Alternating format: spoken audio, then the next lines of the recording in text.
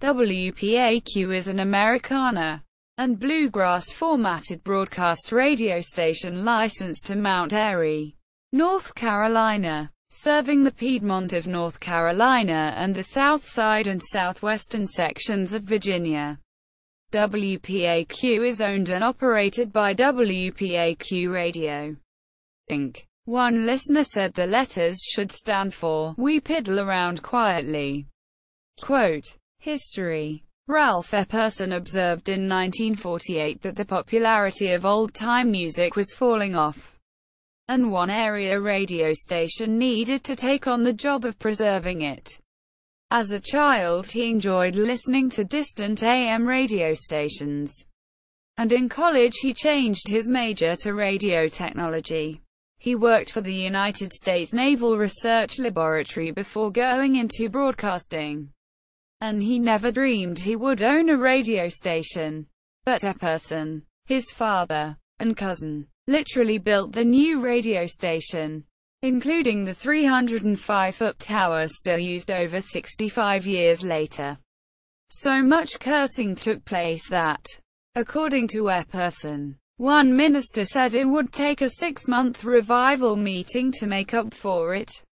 Fiddle player Benton Flippen helped dedicate the new studio February 1, 1948, the night before actual broadcasts began.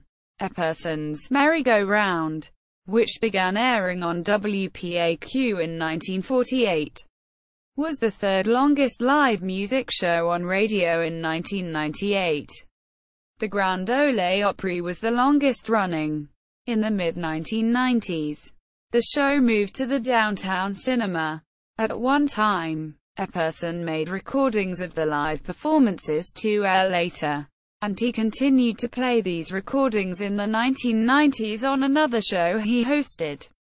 Epperson did pretty much everything, working as a DJ during the day, selling airtime, repairing equipment, sometimes sleeping on a cot at the station before he got married. Among the big names who played on WPAQ, Bill Monroe's brother Charlie Monroe, Grandpa Jones, Little Jimmy Dickens, Del Reeves, Ralph Stanley, Lester Flatt and Earl Scruggs, and Mac Wiseman. Among those local performers making appearances was Tommy Yarrell, a fiddle player from Surry County. In the 1950s, WPAQ increased its power to 10,000 watts. WPAQ has consistently aired Christian music and preaching with entirely a bluegrass and old-time music format, and big band music in the evenings from 6 p.m. until sundown. In addition to music, WPAQ offered local news, community announcements and obituaries. Live broadcasts aired on weekends, with performers waiting as long as 6 months to go on the air. Paul Brown, who later became program director of WFDD, worked at WPAQ in the 1980s. He described his experience as like walking into another era. Quote, the Winston-Salem Journal article on the station's 50th anniversary described the studios this way. Little has changed since Flippen, sick, and his players jammed in Epperson's studio that first night.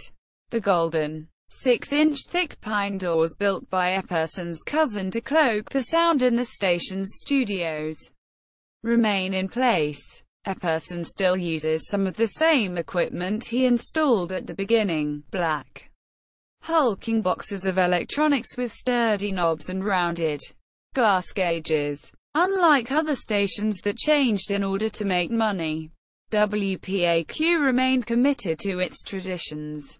In 1996, WPAQ took over WSYD, the other area AM station. Epperson and his wife Eileen owned WBRF in Galax, Virginia. In 2005, the Surry Arts Council, using a grant from the North Carolina Arts Council, began working to preserve Epperson's extensive collection of recordings, including lacquered discs and reel-to-reel tapes. The recordings had been stored in boxes, but they were moved to a climate-controlled environment. Then, after an inventory, about 1,000 hours of recordings went to the University of North Carolina at Chapel Hill for cleaning and digital recording, which would allow transfer to compact discs and the Internet. The original recordings were moved to the Southern Folklife collection. In 2006, Epperson was inducted into the North Carolina Broadcasters Hall of Fame. Epperson's death on May 31, 2006 led to rumors the station would make changes.